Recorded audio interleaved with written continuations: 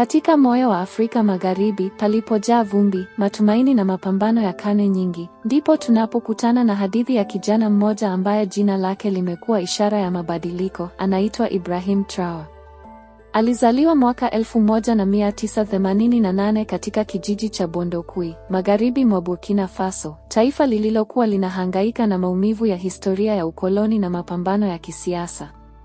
Wakati huo, nchi yake ilikuwa bado ikiuguza vidonda vya mapinduzi ya miaka ya 80 yaliyomwangusha shujaa mwingine wa kimapinduzi Thomas Sankara.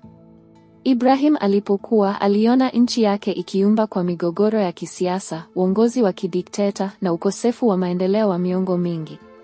Huo ndio msingi uliomjenga kijana aliyelelewa katika maisha ya kawaida, lakini mwenye maono makubwa ya kuikomboa Burkina Faso. Baada ya kusoma masomo ya sayansi katika chuo kikuu cha Ouagadougou, alijiunga na jeshi la taifa mwaka 2010. Alitunukiwa mafunzo ya kijeshi ya hali ya juu, na alihudumu hasa katika operesheni za kupambana na ugaidi, hasa kaskazini mwa nchi, ambapo makundi yenye itikadi kali kama Al-Qaeda na Islamic State yamekuwa yakiwahangaisha raia kwa miaka mingi. Alishiriki katika vikosi maalum vya ulinzi vilivyoitwa El Groupement des Forces pour la Sécurisation du Nord, ambavyo vilikuwa mstari wa mbele kupambana na mashambulizi ya kigaidi. Lakini japo wanajeshi walijitoa mhanga, serikali haikuonekana kuchukua hatua madhubuti. Wananchi walikuwa wakikimbia vijiji vyao, shule zikafungwa, hospitali kuharibiwa, na zaidi ya watu milioni 1 wakageuka wakimbizi wa ndani. Ndipo pale hasira zikaanza kujenga mgongoni mwa wanajeshi kama Traore. Walihisi wanasiasa wamejisahau, huku raia wakihangaika bila msaada. Mwaka 2022, Kanali Paul Henri Damiba, aliyechukua madaraka kwa mapinduzi dhidi ya Rais Roch Kabore, alishindwa kurejesha amani kama alivyokuwa ameahidi. Hali ya usalama iliendelea kudorora. Wakati huo, Ibrahim Traore, akiwa na umri wa miaka 34 tu, akaamua kuchukua hatua.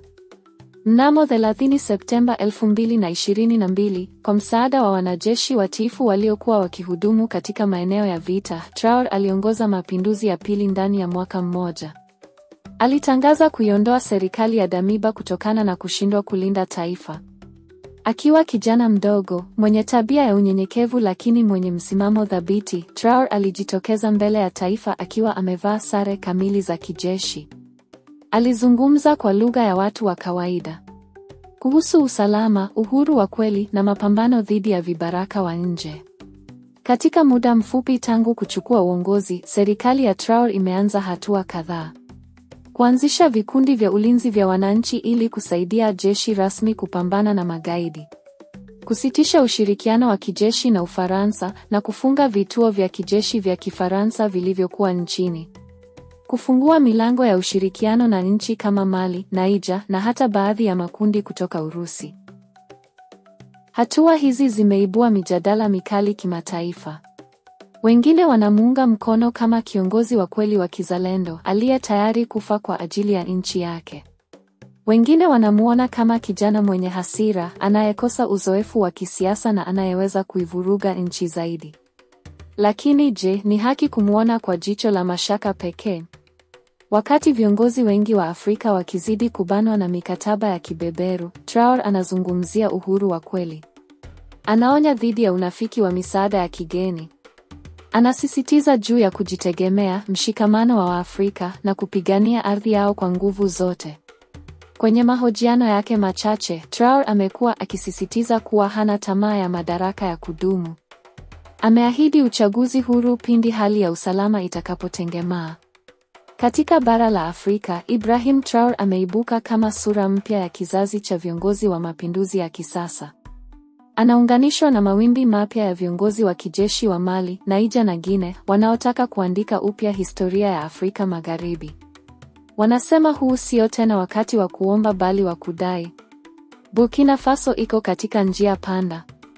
Na jina Ibrahim Traore linasikika si tu ndani ya mipaka yake, bali Afrika nzima kama kiongozi mchanga aliye tayari kulipa gharama ya kupigania mustakabali wa kizazi kijacho. Je, historia itamtunuku heshima ya shujaa au atageuka kuwa mfalme wa muda mfupi?